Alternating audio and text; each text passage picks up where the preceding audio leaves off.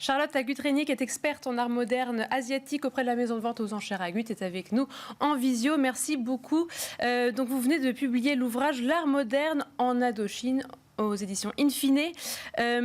Vous analysez l'évolution de la présence des œuvres de cette époque, 1924-1945, sur le marché. Vous expliquez notamment que c'est les 100 ans de la création de l'école des beaux-arts qui a été créée donc, dans l'actuel Vietnam, mais à l'époque l'Indochine.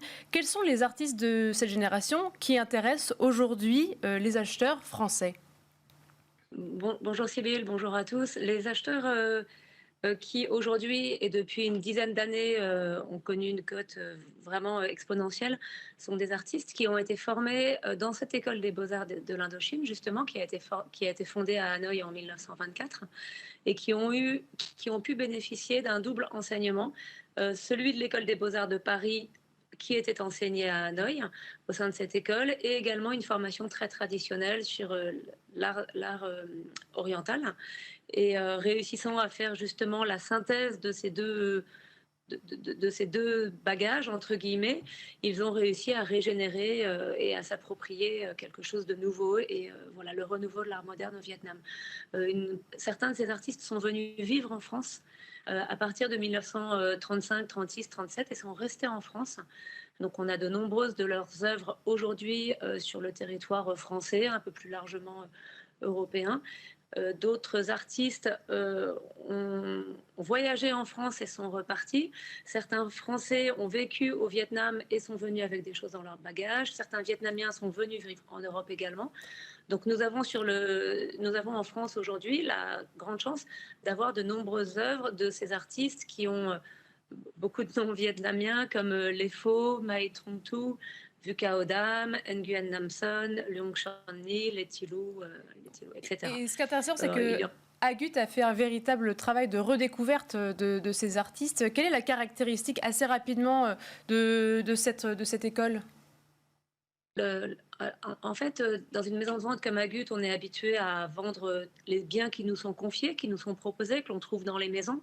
Et il y a une dizaine d'années, je suis tombée par hasard un jour dans un inventaire sur une œuvre de Les Faux. J'avais déjà vendu plusieurs fois cet artiste et d'autres de ses compatriotes précédemment, mais jamais avec une œuvre aussi intéressante que celle-ci. Et c'est ce qui a été un petit peu l'élément déclencheur de mon travail et de mon action sur cette école. Je me suis rendu compte que les collectionneurs vietnamiens étaient très actifs pour récupérer ce patrimoine. Et excusez-moi, je ne suis pas en train de répondre à votre question qui était différente. C'était la caractéristique de cet art, mais comme on n'a plus beaucoup de temps, est-ce que vous pouvez nous dire quels sont les montants que les acheteurs peuvent attendre de ces œuvres et quelle cible d'acheteurs, quelle est la cible d'acheteurs avec lesquels vous travaillez ? Voilà, cet art est à l'intermédiaire entre l'art moderne traditionnel occidental et l'art moderne oriental. Donc il va s'inspirer des deux, et ils vont prendre ce qui leur semble le plus beau de chaque côté pour réussir à en faire quelque chose de nouveau. Et les prix se sont vraiment démultipliés depuis une dizaine d'années. On a vraiment mis un gros projecteur sur ces peintres, et par exemple la cote d'un tableau moyen de Vu Cao Dam ou de Les Faux, même s'il est difficile de parler d'un prix moyen pour une œuvre parce que chaque œuvre est unique. Le prix moyen d'une œuvre de Vu Cao Dam ou de Le Faux a connu une croissance de 21% entre 2000 et 2022. Et depuis, sur cette même période, Mai Tu, par exemple, a une croissance de 26%. On était sur des valeurs moyennes qui étaient de quelques milliers d'euros. Encore en 2015, souvent les tableaux se vendaient 12, 15, 20 000 euros. Et aujourd'hui, on a assez régulièrement des tableaux qui vont se vendre 100 000, 150 000, 200 000, 300 000. Et même parfois entre 500 000 et 1 million pour les œuvres les plus importantes. Bien, merci beaucoup pour votre intervention, Charlotte Agut-Régnier. Je rappelle que vous êtes experte en art moderne asiatique auprès de la maison de vente Agut. Et tout de suite, c'est l'interview de la semaine.